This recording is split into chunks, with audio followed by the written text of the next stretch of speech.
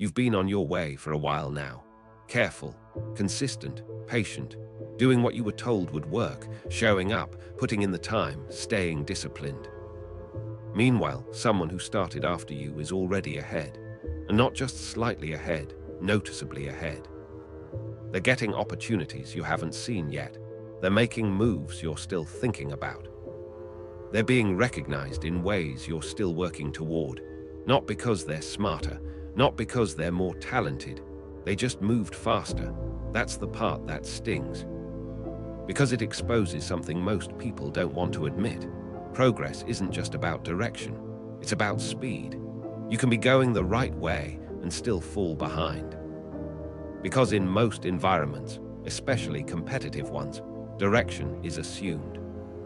Almost everyone is trying to improve. Almost everyone is trying to earn more. Almost everyone is on their way. So direction alone doesn't separate you anymore. Speed does.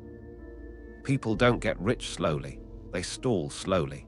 They spend years in preparation, years in hesitation, years refining, adjusting, waiting for the right time. Then, if it ever happens, it happens fast. That's the part most miss. They think wealth is a straight line, years of effort stacking neatly until something clicks, like a staircase where every step is visible and predictable. But real movement doesn't look like that. It looks flat for a long time, quiet, unnoticed, sometimes even discouraging, and then sudden, a jump, a break, a shift that feels disproportionate to everything that came before it. So the real question isn't just how to get rich, it's how to move faster than everyone else. Because speed is the only real advantage once direction is no longer unique. And speed doesn't come from working harder, that's the trap.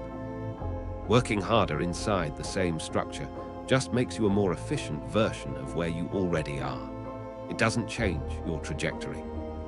Speed comes from stepping out of the role that keeps you slow, from questioning the structure itself. If your income depends on your time, you're locked into a fixed pace. It doesn't matter how motivated you are. It doesn't matter how disciplined you are. There are still only so many hours in a day, and every hour has a limit. No matter how optimized you become, you're still operating within a capped system. There's a ceiling built into that model, and ceilings don't disappear because you try harder. That's why most people never break out.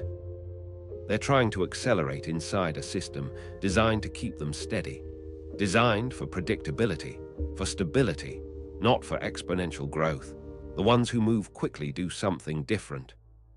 They stop relying on effort and start building leverage, not just thinking about it, not just learning about it, but structuring their actions around it. They put themselves in positions where one decision can create 10 outcomes, where one piece of work can reach thousands of people, where one idea can be reused, scaled, multiplied, where their moves don't just produce results but multiply them. That's when things start to compress. Time compresses, effort compresses, results expand. The relationship between input and output changes completely, and that's what creates the illusion of overnight success. From the outside, it looks sudden, like something just clicked out of nowhere. But what actually happened is compression. Years of slow, linear movement replaced by a system that scales. But it's not luck, it's positioning. Positioning yourself where your actions carry more weight, where your output travels further, where your decisions influence more than just your immediate environment. Most people hesitate at this point because this is where things stop feeling safe. They wait for certainty. They want guarantees before they act. They want clarity before they move. They want proof before they commit. But speed and certainty don't coexist. The longer you wait to feel ready, the slower you become. Because while you're waiting, nothing compounds. No experience, no feedback, no momentum. Meanwhile, someone else moves early and captures the opportunity, even if they're imperfect, even if they're unsure, even if they make mistakes. They're learning in motion. And motion creates advantage. That's the trade-off. You can feel safe or you can move fast. You don't get both, at least not at the beginning. The people who rise quickly understand this instinctively. They don't wait for perfect conditions. They create movement, then refine it. They act before everything is clear, then they adjust as they go. And because of that, they're always slightly ahead of the crowd. Not dramatically at first, just a little, but that small lead compounds, day after day, decision after decision, until the gap becomes obvious. Another piece most people ignore is control. Fast wealth doesn't come from doing more work, it comes from influencing more outcomes. That's a completely different game. If you control attention, you can direct demand. You can decide what people see, what they consider, what they respond to. If you control resources, you can scale decisions. You can turn one idea into many executions. You can expand without proportionally increasing effort. If you control opportunities, you decide who gets access and at what cost. You become the gatekeeper instead of the applicant. That's where money comes from. Not effort, control. And control is built through leverage. Other people's time, other people's capital, other people's attention. Each one increases your speed. Each one removes a bottleneck. The moment you stop trying to do everything yourself, your speed changes immediately. You're no longer limited by your own capacity. You're no longer the only source of output. You're no longer trading time directly for results. You're coordinating, directing, amplifying. You're no longer moving as one person. You're moving as a system, and systems scale. But there's a cost to that shift, a real one. When you start moving faster, you become visible, and visibility attracts pressure. People notice, people form opinions, people question you. Sometimes they doubt you, sometimes they challenge you, sometimes they try to slow you down, not always intentionally, sometimes it's subtle.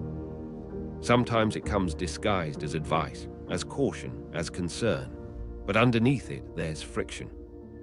Not necessarily because you're wrong, but because you're no longer moving at their pace, and your speed highlights their hesitation. That resistance isn't a warning, it's confirmation.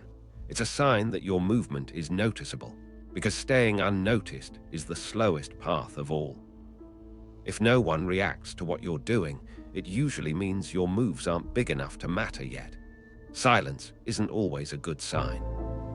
Sometimes it just means invisibility, and invisibility doesn't create opportunities. At a certain point, everything flips, gradually, then all at once. You stop chasing money, you stop forcing outcomes, and money starts responding to where you're positioned. To the systems you've built, to the leverage you've created.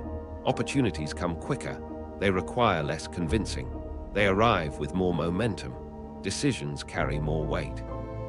Because your decisions affect more than just you.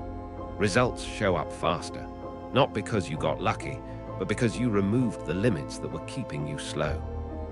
So if you're trying to figure out why progress feels delayed, don't just look at how hard you're working. That's the most misleading metric. Look at what's controlling your speed. Look at the structure you're operating in. Look at the constraints you've accepted without questioning. Are you relying only on your own effort? Are you tying your income directly to your time? Are you waiting too long to act? Are you overthinking decisions that should be tested quickly? Are you staying in environments where nothing scales, where effort stays linear no matter how much you increase it? Because the truth is simple and a bit uncomfortable. Wealth doesn't reward patience nearly as much as people think, at least not passive patience, not the kind that waits. It rewards positioning, leverage, and decisive action. It rewards people who move while others hesitate, who test while others plan, who build systems while others stay in cycles. Get those right, and what used to take years can start happening in months, not because time changed, but because your speed did.